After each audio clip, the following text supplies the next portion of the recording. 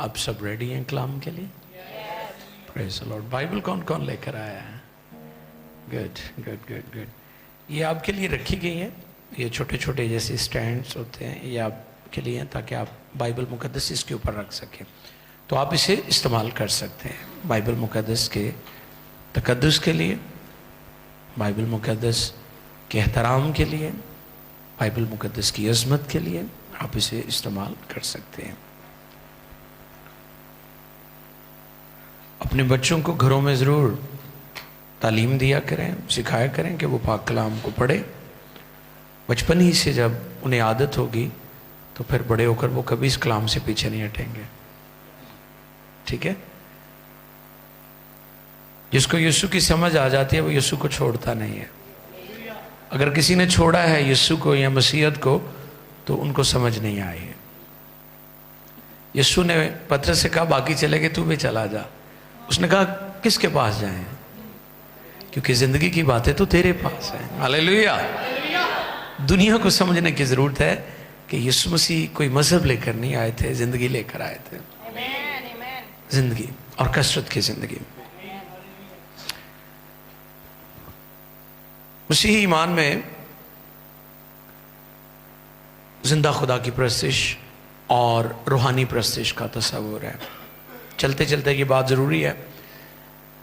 Recently ہم امریکہ کے visit پر تھے اور اس سے پہلے یورپ میں جب تھے تو گریس میں جب گیا تو وہاں پر بہت سارے ایسے چرچز کو بھی وزٹ کیا جہاں پر بہت ساری پکچرز اور عجیب عجیب قسم کے نشانات نظر آئے جن کا تعلق بائبل مقدس کے ساتھ نہیں تھا. تو یہ بات میں سیکھ رہا تھا کہ آج لوگوں کو جاننے کی ضرورت ہے کہ مسیحیت میں تصویروں کی، بتوں کی اور ہاتھ کی بنائی ہوئی چیزوں کی پرستش کا کوئی کانسیپٹ نہیں ہے. کیا آپ گھر میں یسوع کی وہ تصویر، آپ کو پتہ ہے ایک ایکٹر کی تصویر ہے جس نے جیسس مووی بنائی، لوگوں نے اس پہ ان پکچرز کو لگایا ہوا ہے، وہ سامنے کھڑے ہو کے دعا شروع کر دیتے ہیں. تو پلیز آپ اس بات کو انڈرسٹینڈ کریں. وہ ایک آرٹسٹ ہے، وہ ایک فنکار ہے، وہ ایک انسان ہے. تو مسیحی ایمان میں، کرسچن فیتھ کے اندر بتوں کی، تصویروں کی، لکڑیوں کی، ہاتھ کی بنی ہوئی چیزوں کی کوئی پرستش کا کانسیپٹ نہیں ہے. اور میں اکثر یہ بات کہتا ہوں، کئی لوگوں نے سلیب کو زیور بنایا ہوا ہے، کانٹے جیسے جولری کے طور پر یوز کرتے ہیں. یہ جولری نہیں ہے، نشان ضرور ہے لیکن ہمارے لیے پیغام اس سے بھی بڑھ کر ہے. کیونکہ سلیب کا پیغام ہلاک ہونے والوں کے نزدیک تو بیوقوفی ہے، مگر ہم نجات پانے والوں کے نزدیک خدا کی قدرت ہے. وہاں پر یہ نہیں لکھا سلیب کا نشان، وہاں پر سلیب کا پیغام لکھا گیا ہے. سلیب کا جو کچھ سلیب پر ہوا ہے، سلیب پر یسوع مصلوب ہوا، یہ پیغام ہے. تو اس لیے آپ صرف سلیب کو نہ گلے لگائیں، سلیب والے کو بھی زندگی میں لے لیں، پھر نجات پائیں گے. تو لوگوں کو انڈرسٹینڈ کرنے کی ضرورت ہے. مسیحی ایمان کے اندر جسمانی پرستش نہیں ہے. اس لیے ہم کسی قبر پر یا مقبرے پر جا کر دعا نہیں کرتے، ہم زندہ خدا کے سامنے جھکتے ہیں. یہ فرق ہے. تو ہم خدا کی شکر گزاری کرتے ہیں. بہت سارے ناظرین ہمارے ساتھ جڑے ہوئے ہیں، ہم خدا کے نام کو جلال دیتے ہیں. آج کا پیغام نوٹ فرما لیں، آزمائش، دعا اور فتح. آج کا ٹاپک کیا ہے؟ آزمائش، دعا اور فتح. اس میٹنگ کا آپ کو پتہ ہے تھیم جو ہے، مقصد جو ہے، پیغام جو اس میٹنگ کے ذریعے سے ہم دیتے ہیں وہ یہی ہے کہ دعا، روزہ اور شفاعت. ٹھیک ہے؟ اور شفاعت جو ہے وہ حالات بدل دیتی ہے، سچویشن ریورس ہو جاتی ہے، دنیا کو بچایا جا سکتا ہے. آج کا موضوع ہے آزمائش، دعا اور فتح. اس کے لیے حوالہ ہم دیکھیں گے، متی رسول کی معرفت لکھا گیا انجیلی بیان 26واں باب ہے. کو ساتھ لے کر غمگین اور بے قرار ہونے لگا. اس وقت اس نے ان سے کہا، میری جان نہایت غمگین ہے، یہاں تک کہ مرنے کی نوبت پہنچ گئی ہے. تم یہاں ٹھہرو اور میرے ساتھ جاگتے رہو. پھر ذرا آگے بڑھا اور منہ کے بل گر کر یوں دعا کی کہ اے میرے باپ، اگر ہو سکے تو یہ پیالہ مجھ سے ٹل جائے، تو بھی نہ جیسے میں چاہتا ہوں بلکہ جیسا تو چاہتا ہے ویسا ہی ہو. फिर शागिर्दों के पास आकर उनको सोते पाया और पतरस से कहा, क्या तुम मेरे साथ एक घड़ी भी ना जाग सके? जागो और दुआ करो ताकि आजमाइश में ना पड़ो। रूह तो मुस्तैद है मगर जिस्म कमज़ोर है। फिर दोबारा उसने जाकर यूं दुआ की कि ए मेरे बाप, अगर ये मेरे पिए बगैर नहीं टल सकता तो तेरी मर्जी पूरी हो। और आकर उन्हें फिर सोते पाया क्योंकि उनकी आंखें नींद से भरी थीं, और उनको छोड़कर फिर चला गया और फिर वही बात कहकर तीसरी बार दुआ की। तब शागिर्दों के पास आकर उनसे कहा, अब सोते रहो और आराम करो, देखो वक्त आ पहुंचा और इब्ने आदम गुनहगारों के हवाला किया जाता है। उठो चलें, देखो मेरा पकड़वाने वाला नज़दीक आ पहुंचा है। आमीन। मुक़द्दस कलाम के पढ़े, सुने, समझे और कबूल किए जाने पर खुदा उनकी बरकत। सबके यहाँ आमीन। हालेलुया। आजमाइश, दुआ और फतह आज का टॉपिक है, मज़मून है, मौजू है। पीटर पतरस के मिजाज पर मैं गौर कर रहा था। गुज़री कल हम बात कर रहे थे और भाई आसिफ ने एक इंग्लिश वर्ड बोला था, आउट स्पीकिंग या कुछ ऐसे, आउट स्पोकन। हाँ, आउट स्पोकन आपने एक फिक्रा बोला था। तो मैं गौर कर रहा था कि पीटर का मिजाज भी ऐसा ही था, आउट स्पोकन।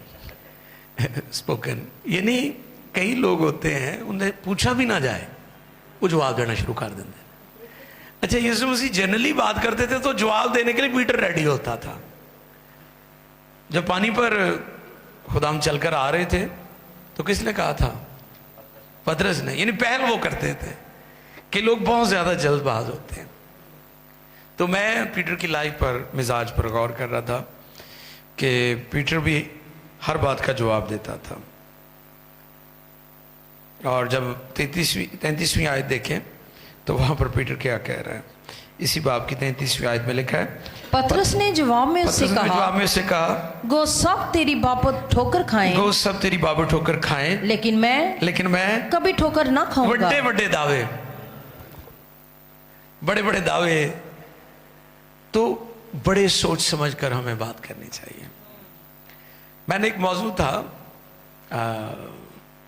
जो बोलने में बेतामिल है, इस पर मैंने एक पैगाम दिया था कि आपकी ग्रिप होनी चाहिए आपकी गुफ्तगू पर। ये पूरा एक आर्ट है, गुफ्तगू, बातचीत। और इल्म इलाही की ज़ुबान में हम इसे इल्मुल वाज़ भी कहते हैं। यानी आप का जो अंदाज़े गुफ्तगू है, आप जो चीज़ें बयान करते हैं उन्हें बड़े मोहतात होकर बयान करें। तो ये बात मेरे सामने आ रही थी कि पीटर जो है वो बोलने में बहुत जल्दबाज था। आज का जो पैगाम है वो आजमाइश, दुआ और फतह है। और गौर तलब बातें चंद एक। यीशु मसीह शागिर्दों के साथ फसा खाते हैं लास्ट सपर, और उसके बाद फिर वो बागे गतसेमनी की तरफ रवाना हो जाते हैं। सीखने वाली बात यह है कि खुदावंद यीशु मसीह ने ये दुआया जो सेशन है, ये उस अपर रूम में, बाला खाना में नहीं वो दुआ में ठहरे, बल्कि एक मखसूस जगह पर वो दुआ के लिए गए हैं। तो ये बात हमें सिखाती है कि हमारा कोई ना कोई तो दुआया मज़बा होना चाहिए ना, है ना। हमारी सीक्रेट प्लेस होनी चाहिए। हम कई दफ़ा दुनिया की भीड़ को छोड़ते ही नहीं है। रात को जो मेरा पैगाम था वो ये था कि वो उनको पहाड़ पर ले गया। थैंक यू बेटा, किसने रिस्पॉन्स किया है? रेहान गुड, जो ध्यान से सुनते हैं।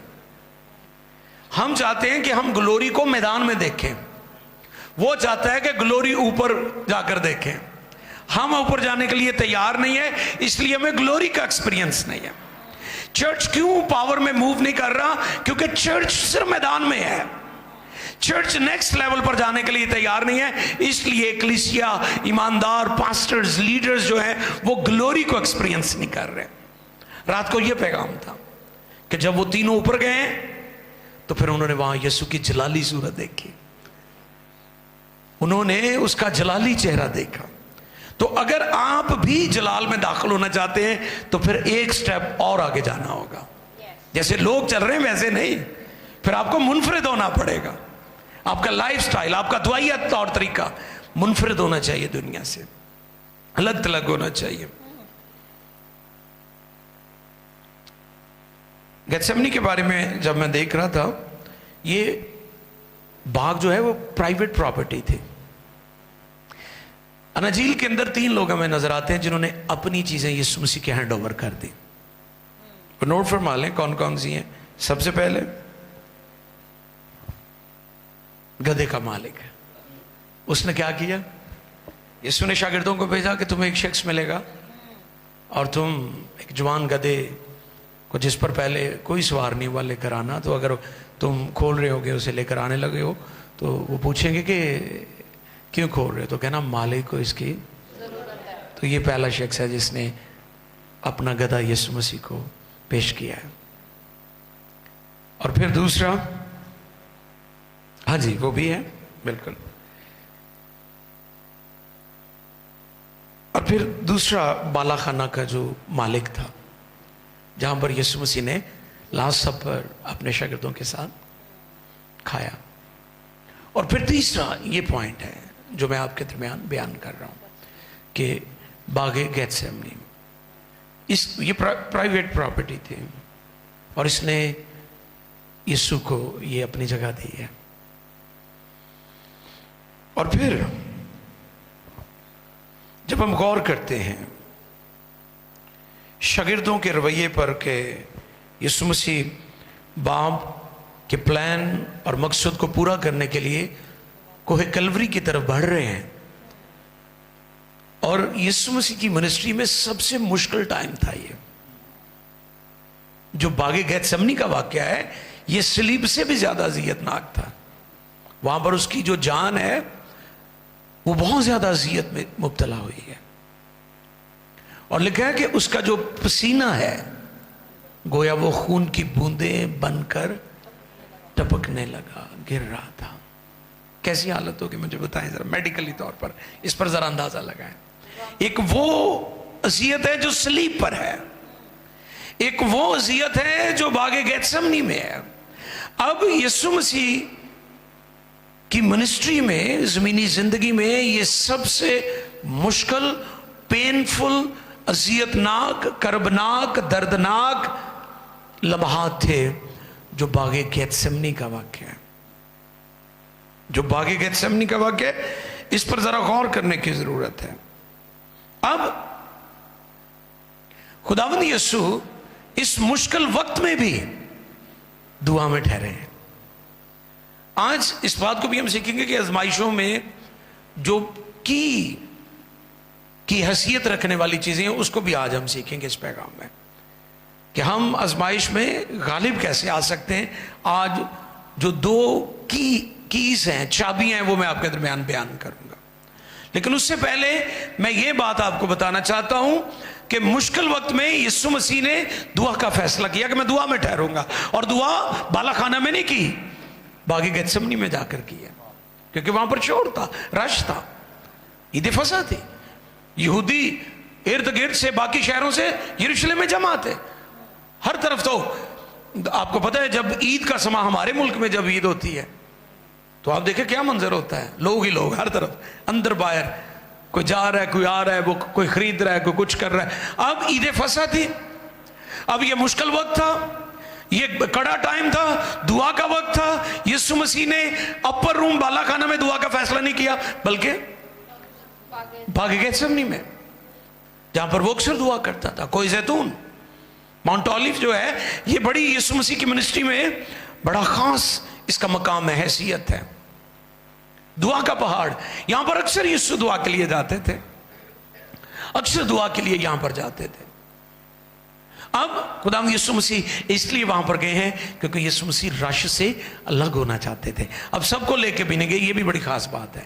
3 تھے اس کے ساتھ، ٹھیک ہے، یہ 3 تھے اس کے ساتھ، اور یہ تینوں آگے تک گئے ہیں. اور اس کو بھی آگے چل کر ہم سیکھیں گے. لیکن سب سے پہلی بات کہ یسوع مسیح نے دعا کا ارادہ کیا. کئی لوگوں کے ارادے نیک ہوتے ہیں, دعا کا ارادہ نہیں ہوتا. کلے نیک ارادے ہیں نا تسی کامیاب نہیں ہونا. کہن گے چلو دعا نہ بھی کریں گے تو پھر کہڑی گل ہے, دل تے صحیح ہے نا, ارادہ تے نیک ہے نا. سن لو یہ گل, شاگرد بھی اس طرح ہی سمجھتے سن کہ ساڈے ارادے نیک نے, لیکن اس نے ان کو سکھایا ہے ارادے نیک بھی ہوں پھر بھی دعا ضروری ہے, پھر بھی دعا میں ٹھہرنا ضروری ہے. ہلیلویا. تسی جنہیں مرضی نیک ہو, جنہیں مرضی پاکیزہ ہو, تسی دعا دی پھر بھی تانوں ضرورت ہے. کیونکہ دعا کرنے والا شخص در حقیقت خدا پر بھروسہ کر رہا ہوتا ہے.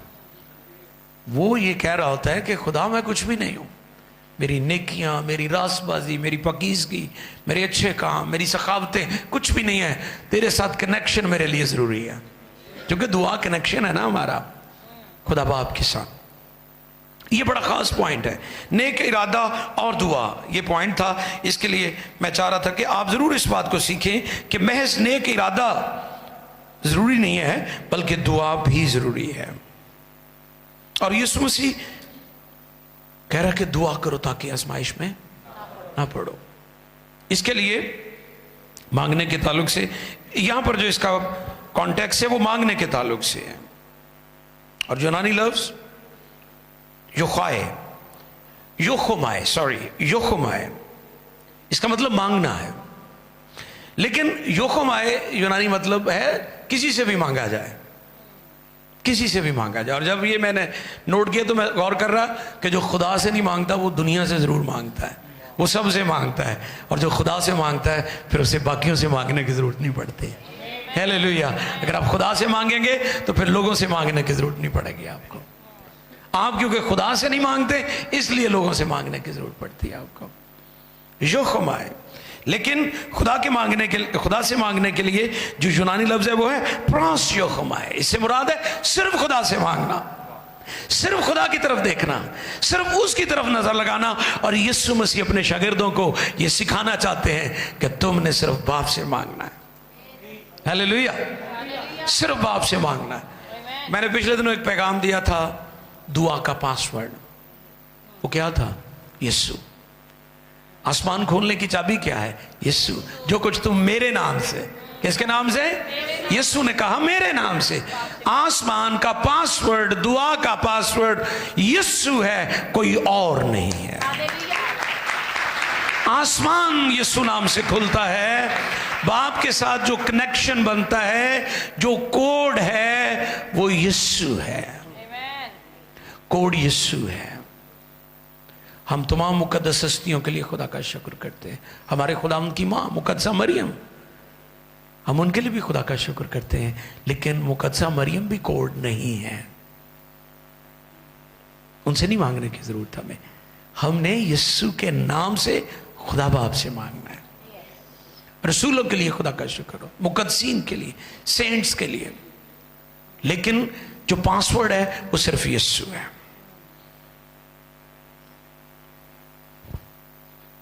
اب اگلی بات ہم کیا سیکھیں گے یہاں پر؟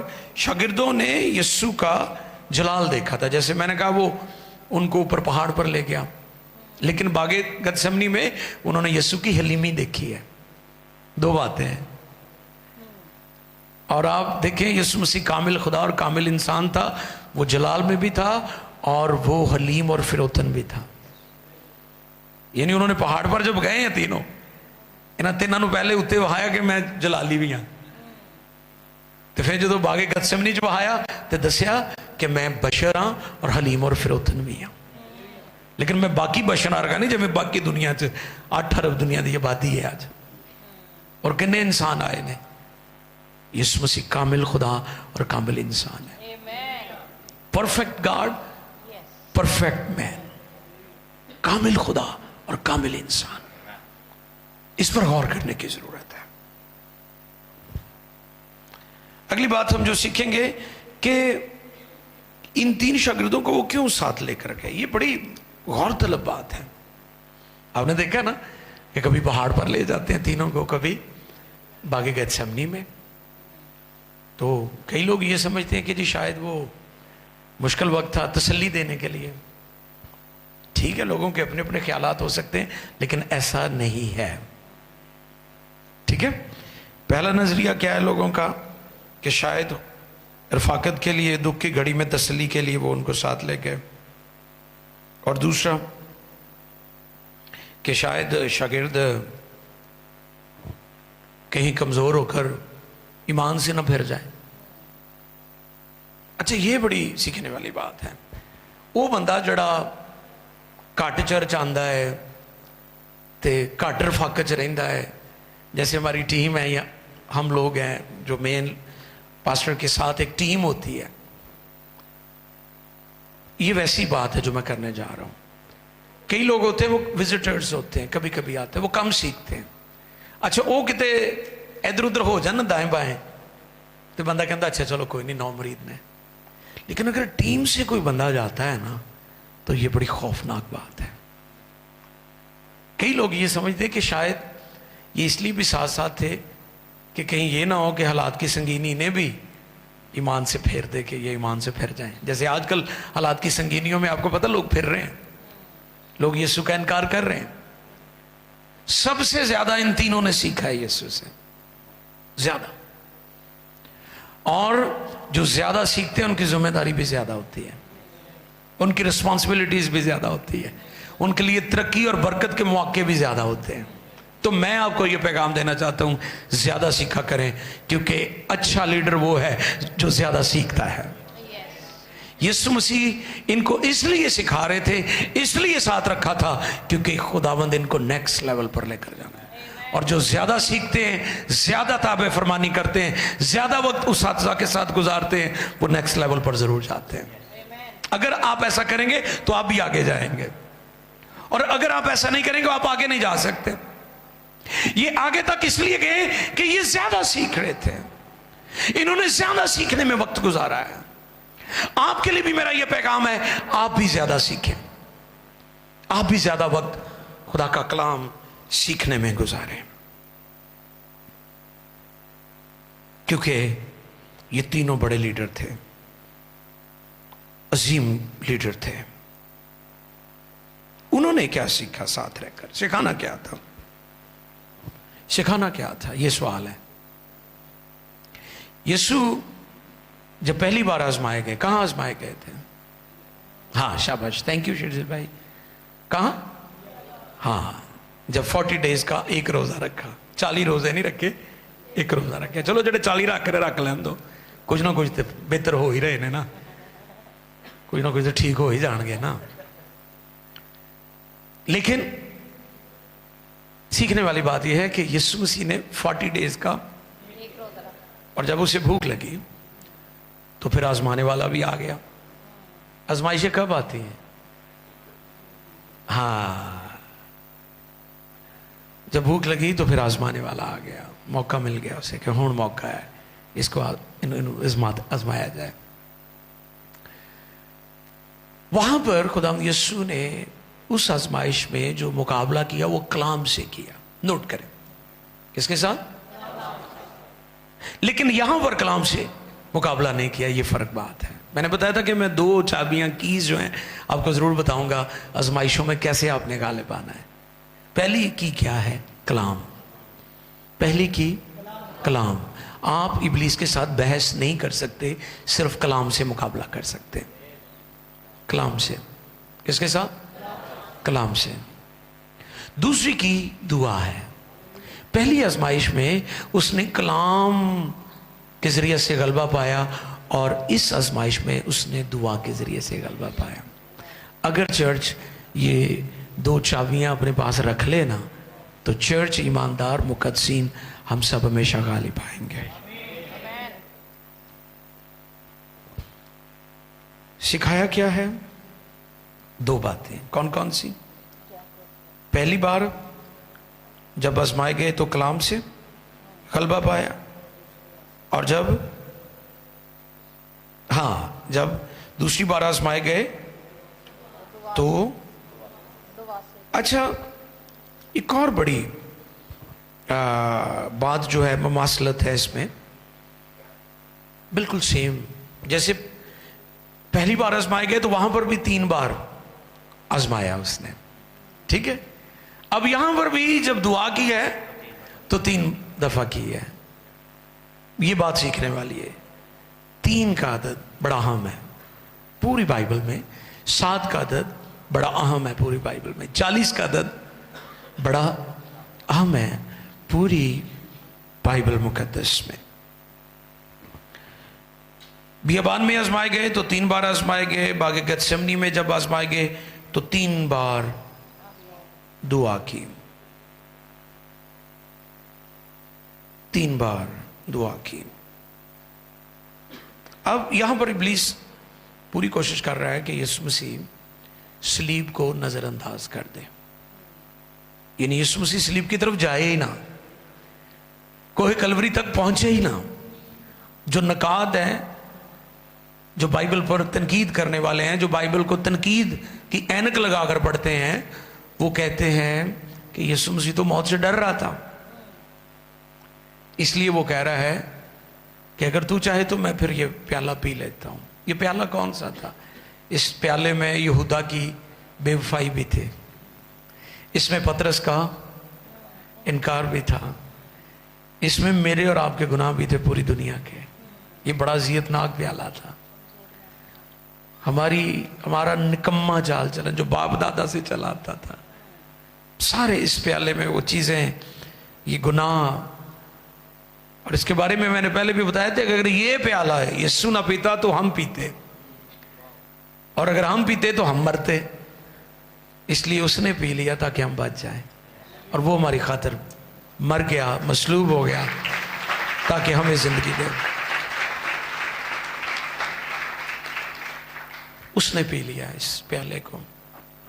यीशु मसीह मौत से नहीं डरता था। उसने तो कहा था कि मुझे एक बपतिस्मा लेना है, और जब तक मैं ना ले लूं मैं बेकरार रहूंगा, बेचैन रहूंगा। वो कह रहा था कि मैं तो बेकरार हूं मसलूब होने के लिए। वो डर नहीं रहा था, वो आया इस बात के लिए था। बर्रा किसी, उसको बर्रा कहा गया। मुकाशफा की किताब में 28 मरतबा लफ्ज बर्रा इस्तेमाल हुआ है। बर्रा क्या होता है बताएं मुझे? ज़िबा होने के लिए होता है।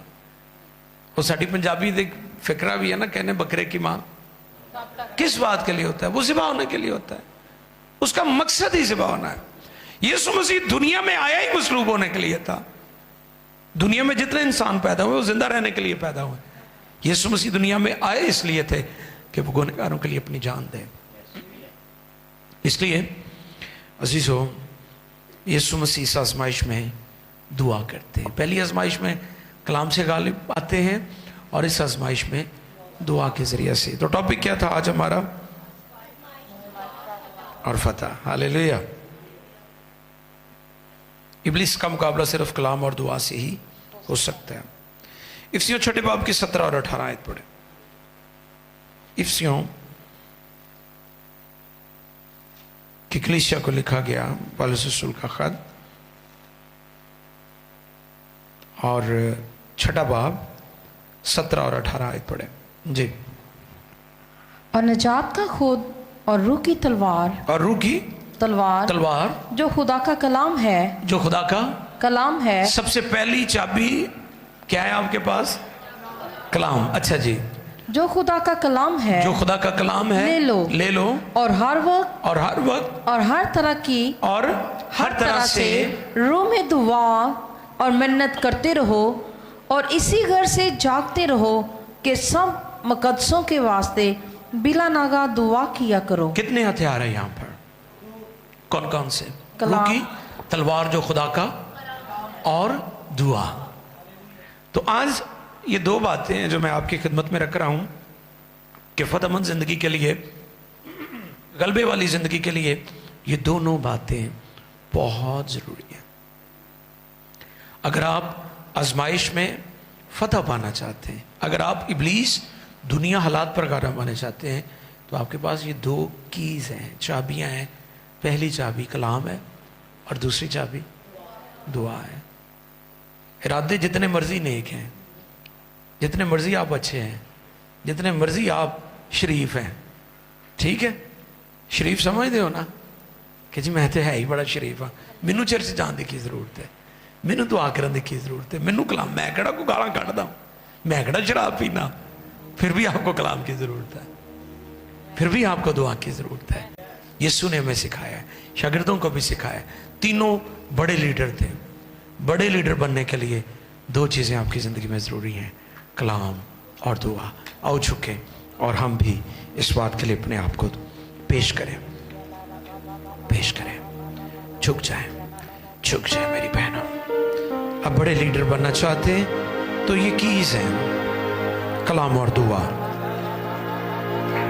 नेक्स्ट लेवल पर जाना है, कलाम और दुआ, कलाम और दुआ। कलाम और दुआ में ठीक हो जाएं। वो कलीसियाँ जो कलाम और दुआ में मजबूत हैं वो नेक्स्ट लेवल पर जाती हैं। कलाम और दुआ, कलाम और दुआ, कलाम और दुआ, कलाम और दुआ। आओ सब दुआ में लग जाएं, आओ सब दुआ में झुक जाएं। हालेलुया।